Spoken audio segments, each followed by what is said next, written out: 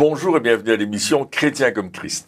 Le thème de notre émission aujourd'hui est en abondance. Et Christine, tu vas continuer dans 2 Corinthiens, chapitre 8, et tu vas nous lire un verset, je trouve, formidable. Alors, c'est 2 Corinthiens chapitre 9, c'est les versets 8 à 9.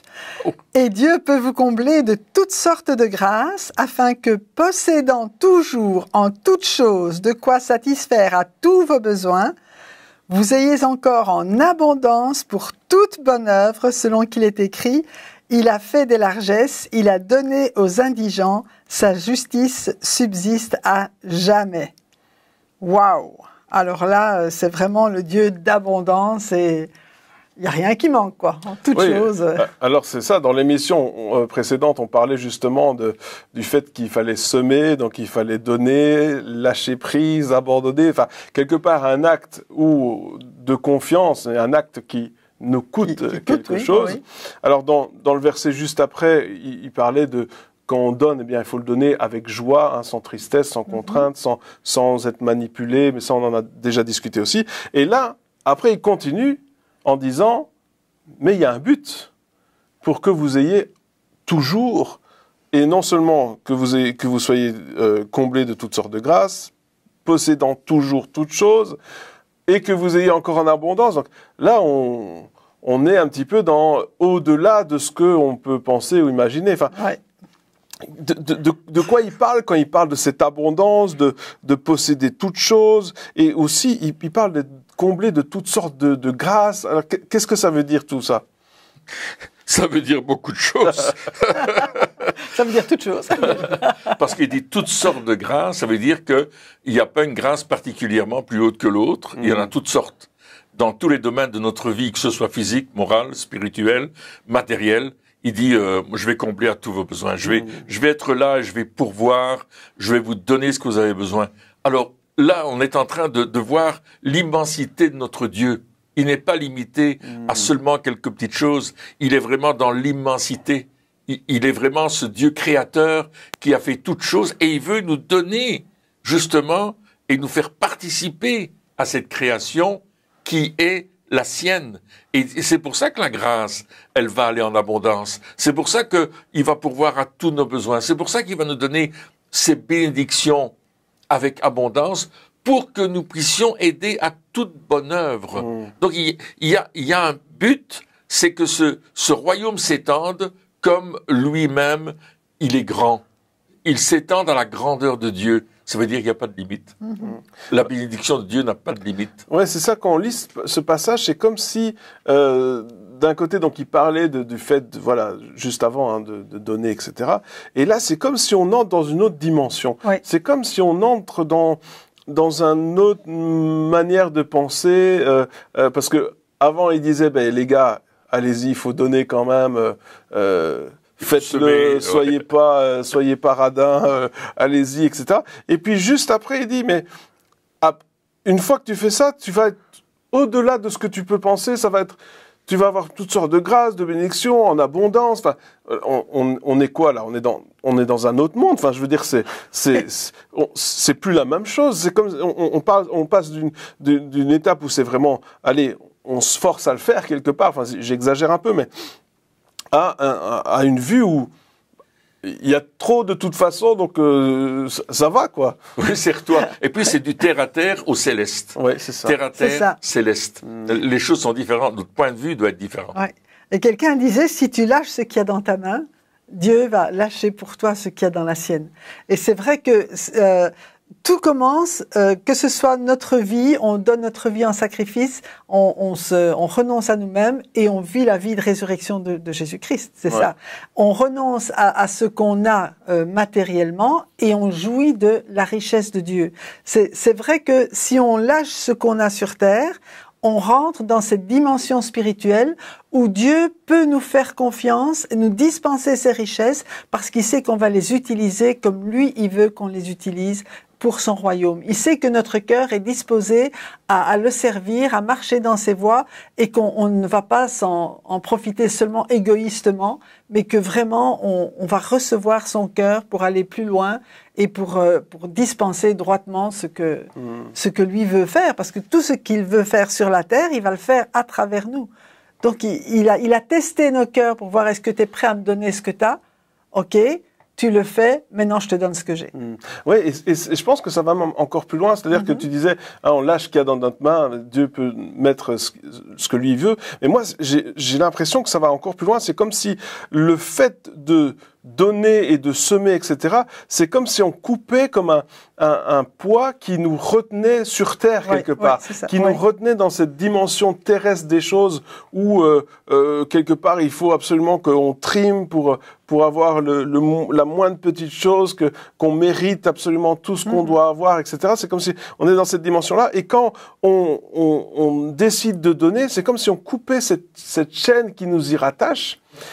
Et on se laisse quelque part aller dans cette dimension, alors c'est imagé bien sûr, mais dans cette dimension céleste où on voit que Dieu, il a déjà tout pourvu, que les richesses de Dieu, elles sont infinies, que tout va, ça va aller, ça va bien se passer, Dieu va pourvoir. C'est comme si tout d'un coup, Paul, quand il parle de ça, il dit, regardez, une fois que tu fais ce geste, tu peux avoir cette dimension du ciel, cette vision du ciel, mais c'est comme s'il disait, mais avant de faire ça, il faut que tu lâches prise, parce que tu peux pas fonctionner en même temps selon le principe de ce monde et selon le principe de Dieu. Tu peux pas semer quelque part dans le naturel et te dire, je vais récolter une semence céleste. Enfin, je veux dire, il parle aussi de l'esprit avec lequel on donne. Il parle aussi de l'attitude avec laquelle on donne.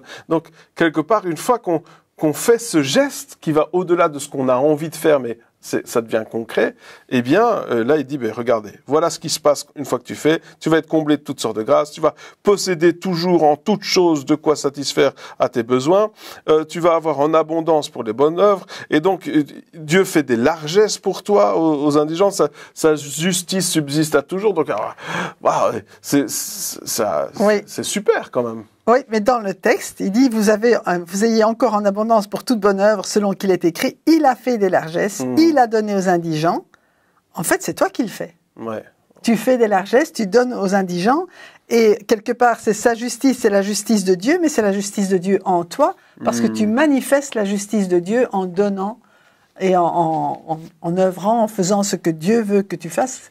Oui. Et qui peut faire à travers toi, en fait. Oui, et Dieu est un donneur, parce qu'il a donné son Fils. Ouais.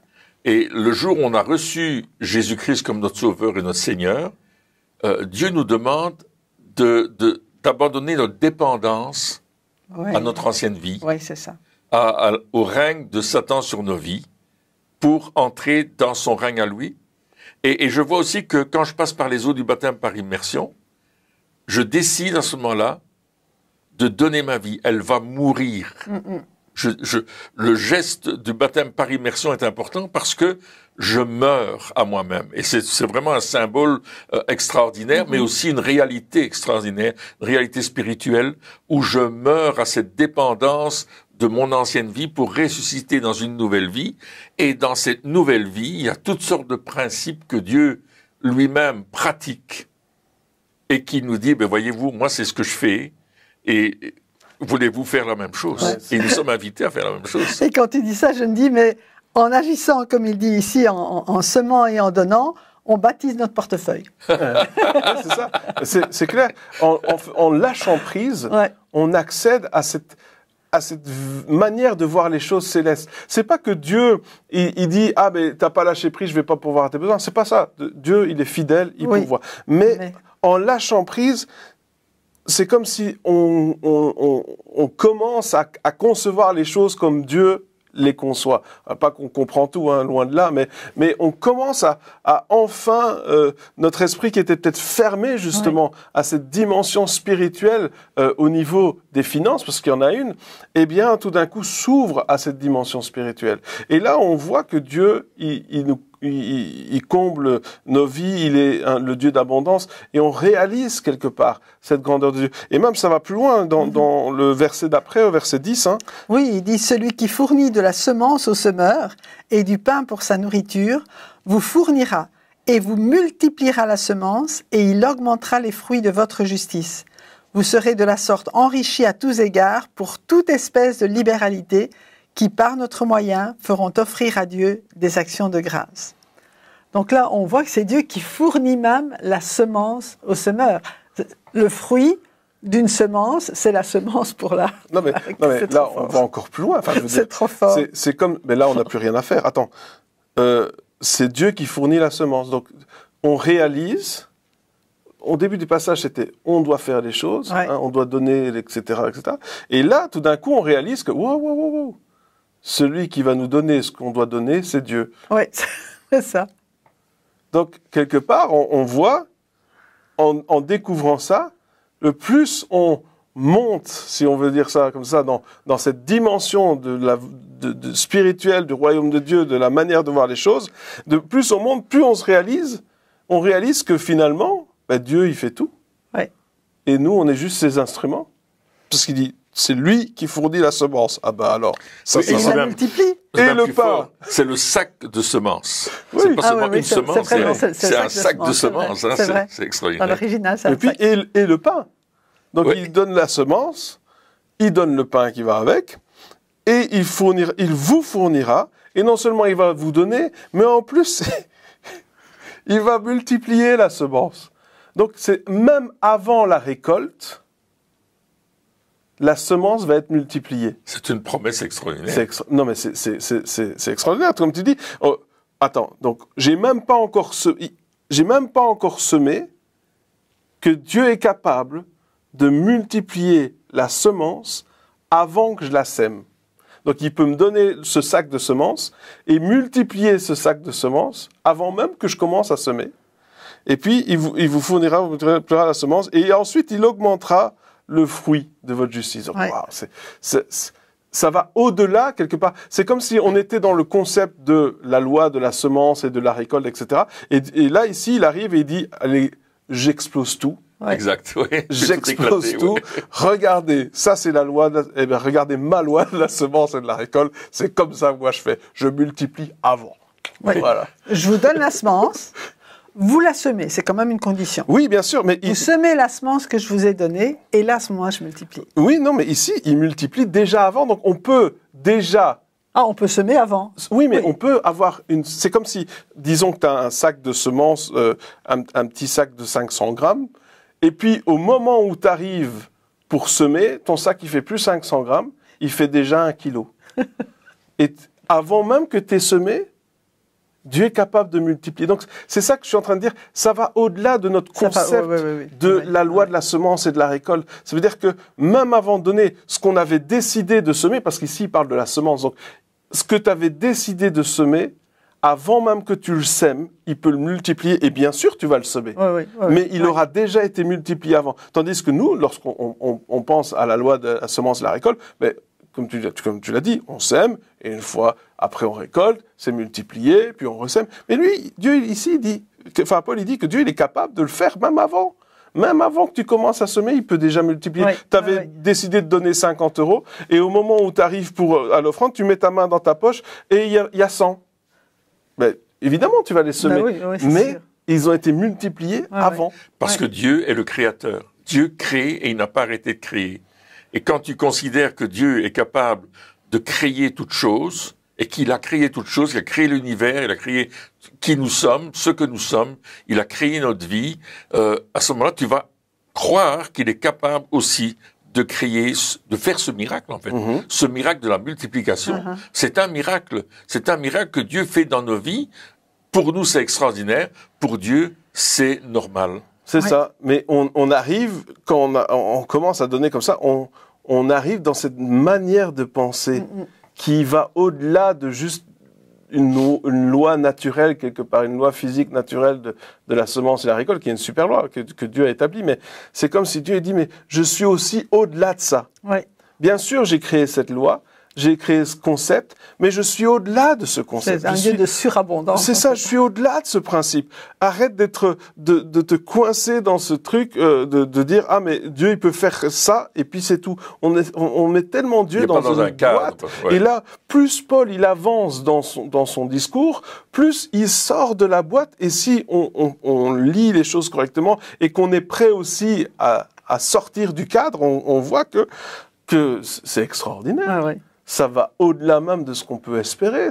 C'est un Dieu qui donne la semence, quoi. C'est génial. C'est quand même lié à la façon dont je vois Dieu et dont je connais Dieu. Et là, on revient à l'intimité. Est-ce que je suis dans cette intimité avec Dieu ou je crois qu'il est capable de tout faire? Et ça me fait penser au petit garçon qui dit « Mon papa, c'est le plus fort. Mon papa, il peut tout faire. Mon papa, il est capable d'aller même sur la lune s'il faut. Il a tellement foi en son père qu'il est capable de croire. Est-ce que nous avons foi en Dieu de cette façon-là, en croyant qu'il est capable de tout faire, n'importe quoi, de bon et de bien, parce que tout ce qu'il veut, c'est augmenter le fruit de notre justice. C'est augmenter le fruit de notre louange. Ça va produire de la louange, ça va produire de la joie, ça va produire quelque chose qui n'est pas payable, je veux dire, avec de l'argent. C'est lui qui va multiplier le fruit de notre justice. Pas seulement, il dit pas, je vais multiplier seulement vos biens matériels, mais il dit aussi ce qui est juste, que tu vas faire des choses justes de plus en plus dans ta vie. Tu vas atteindre cette dimension de justice dans ta vie. Wow, c'est vraiment, vraiment bien et ça va vraiment au-delà. Et comme tu disais, vous serez de la sorte enrichis à tous égards pour toute espèce de libéralité. Donc, il n'y aura pas seulement une fois où tu vas donner, mais tu vas donner encore et encore partout où tu as l'occasion de le faire. Et cette libéralité va permettre que d'autres vont offrir à Dieu des actions de grâce. Parce que c'est vrai que quand quelqu'un qui est dans le besoin et puis qui reçoit ce dont il a besoin à travers une offrande, il va remercier le Seigneur, il va vraiment offrir à Dieu des actions de grâce. Ça va être un des premiers fruits, c'est la louange et la reconnaissance, et même la prière, hein, si on continue dans 2 Corinthiens 9, 12, 14, car le secours de cette assistance non seulement pourvoit aux besoins des saints, mais il est encore une source abondante de nombreuses actions de grâce envers Dieu. En considération de ce secours dont ils font l'expérience, ils glorifient Dieu de votre obéissance dans la profession de l'évangile de Christ et de la libéralité de vos dons envers eux et envers tous. Ils prient pour vous parce qu'ils vous aiment à cause de la grâce éminente que Dieu vous a faite. Donc il y a vraiment, je vais pas dire un retour des choses, mais quand même tout revient à Dieu. On le fait quand on donne aux autres, aux frères et sœurs, bien on le fait parce qu'on met notre confiance en Dieu, mais eux reçoivent. Et puis, ils expriment leur reconnaissance à Dieu, et puis ils prient. En fait, il y a...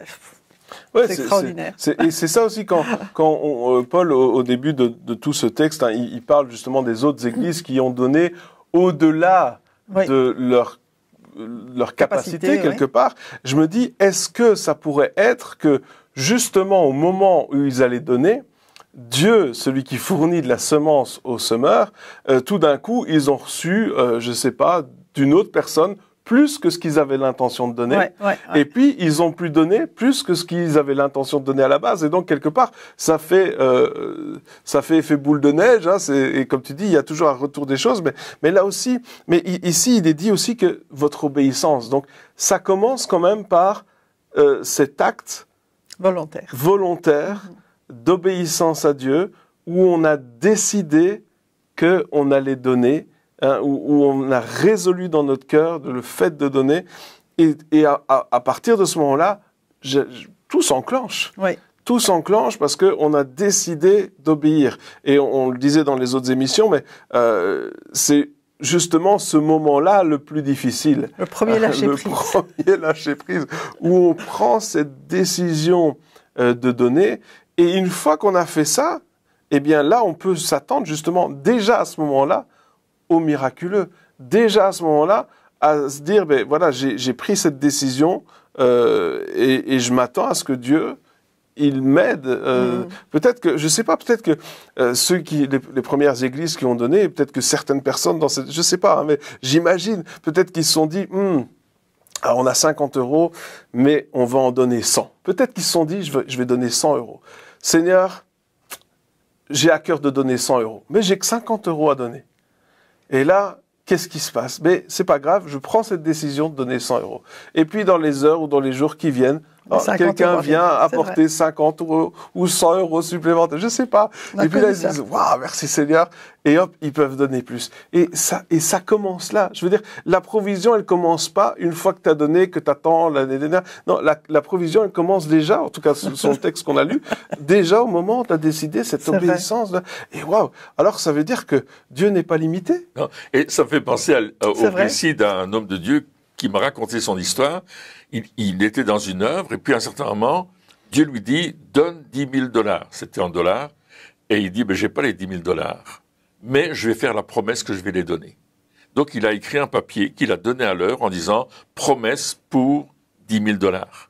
Et dans les jours qui ont suivi, il a reçu un courrier de la banque en disant « voilà monsieur, on s'est trompé, on vous doit 10 000 $. Et il dit « j'ai reçu les 10 000 $, je savais que c'était pour quoi faire, et je les ai donnés à l'œuvre. Et il dit « je savais même pas qu'il y avait ces 10 000 $ là, mais je les ai donnés. » Mais c'est ça, c'est vraiment cette provision divine. Et encore, tu disais, hein, c'est dans le texte en tout cas, pour exercer la libéralité, pour que vous soyez encore capable de donner encore plus. Pourquoi ? Parce que tu te dis, waouh, je sais qu'à chaque fois que Dieu il me met à cœur un montant, ou que Dieu il me met à cœur de donner quelque chose, alors que ce soit de l'argent ou un service ou peu importe, à chaque fois que Dieu met à cœur de le faire, eh bien, lui-même pourvoit. C'est-à-dire que tout d'un coup, le poids, il n'est plus sur mes épaules. Si je me dis, ben, alors la pression, elle est sur moi, alors c'est quelque part, j'ai aussi loupé une partie du coche. Si je comprends que si Dieu me demande de donner quelque chose, il est celui qui va donner la semence. Alors là, il n'y a plus la pression sur les épaules. Il n'y a plus cette pression qui dit, ah mais t'as décidé, ça doit venir de toi, etc. Non. Moi, quelque part, je deviens juste l'instrument, le canal qui laisse la bénédiction de Dieu couler. Et waouh, quelle liberté quand même, quel poids qui tombe en se disant, mais waouh, je sais que Dieu est celui qui pourvoit. Parce que c'est pas, encore une fois, c'est important d'être conduit par l'Esprit, de demander à Dieu d'être, c'est important de faire toutes ces choses-là, mais lorsque je sais que ça vient de Dieu, alors là, ça va aller. Je vais pouvoir donner. Et celui qui va recevoir, eh bien, il va avoir cette joie aussi de dire, waouh, merci Seigneur, parce que tu dis, hein, les actions de grâce, la louange à Dieu, parce que quelqu'un a fait. Et combien de fois, nous-mêmes, lorsqu'on a reçu de l'argent de personnes qui avaient justement eu à cœur de donner, on s'est dit, mais merci Seigneur. Merci Seigneur. Seigneur, c'est merveilleux de pourvoir comme ça, bien souvent à la dernière minute ou seconde ou millième de seconde. Mais parfois juste avant que la facture arrive. Parfois juste avant. Mais combien on était heureux de voir et reconnaissant à Dieu pour avoir pourvu, encore une fois, au travers d'une autre personne. Imagine les gens de Jérusalem qui sont dans le besoin, ils souffrent du manque de nourriture, ils ne savent pas l'acheter, puis tout d'un coup, Paul arrive et dit, mais écoutez, j'ai la banque avec moi là. J'ai la banque du ciel avec moi. Les frères de Corinthe, les frères de Thessalonique, les frères, etc. Ils ont donné pour vous. C'est ça. Je vous amène ce qu'ils ont donné. Waouh! Alors il dit, on va, hein, parce que on voit au début des Actes des Apôtres qu'ils avaient tout en commun, qu'il y en a qui vendaient leurs champs, etc., qui mettaient l'argent au pied des apôtres, qu'on partageait d'une façon équitable. Donc là, ils n'ont plus rien, ils ont donné un maximum, parce qu'il y a la famine qui est là.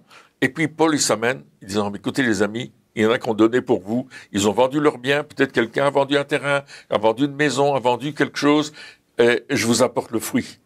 Et il n'a pas apporté un peu d'argent, il a apporté une somme abondante. Et les gens, quand ils ont reçu ça, ils ont dit « Waouh, gloire à Dieu !» Je pense qu'ils ont fait la fête, ils ont crié, ils ont chanté, ils ont loué Dieu. Il y a eu un événement qui a changé toute l'atmosphère de la tristesse qu'ils avaient de ne pas avoir de biens pour se nourrir, etc. À un certain moment, il y a une joie qui a débordé. Et je suppose que les gens ont dit, mais qu'est-ce qu'ils ont, ceux-là? Ils sont en train de se réjouir, mais qu'est-ce qui se passe? Oui. Mais Dieu a pourvu à nos besoins. Le prix du pain n'arrête pas d'augmenter et eux, ils font la fête. Je ne comprends pas. C'était ça. Et puis, c'est le témoignage. Il y a un témoignage qui est le résultat de ce que Dieu fait dans nos vies. Et je pense que notre attitude doit témoigner de la bénédiction de l'Éternel. Dieu a pourvu. Dieu pourvoit. C'est Jéhovah Jireh. Dieu pourvoit. Il a déjà donné le prix pour que nous-mêmes, nous puissions voir cette gloire, en fait, la gloire de Dieu. Oui, et je voulais dire que simplement, la pauvreté, parfois on voudrait on manifeste la pauvreté, je ne sais pas pourquoi, mais c'est comme ça. Mais savoir que si Jésus a pris nos péchés, c'est pour qu'on soit pardonné, pour qu'on ne soit plus pécheur. S'il a pris nos maladies, c'est pour qu'on soit guéri. Mais il a pris aussi notre pauvreté. Il s'est fait pauvre pour que nous soyons enrichis. Jésus a tout accompli pour qu'on mène une vie d'abondance, une vie en bonne santé, une vie dans la liberté par rapport au péché. Et ce serait, je vais dire, un peu une insulte si on voulait rester aussi dans la pauvreté. Hein. L'évangile de Jésus-Christ n'est pas un évangile de pauvreté. Il a promis de pourvoir à nos besoins, mais il a demandé qu'on ne s'attache pas à nos richesses. Et c'est ça qui est important. Et c'est ça aussi des fois qu'il y a comme erreur qu'on peut faire, c'est de se dire mais on veut être pauvre parce que justement on a tendance trop vite à s'attacher à la richesse et il est dit clairement que le riche il a plus de mal de rentrer dans le royaume de Dieu parce que il a plus facile à s'attacher à la richesse.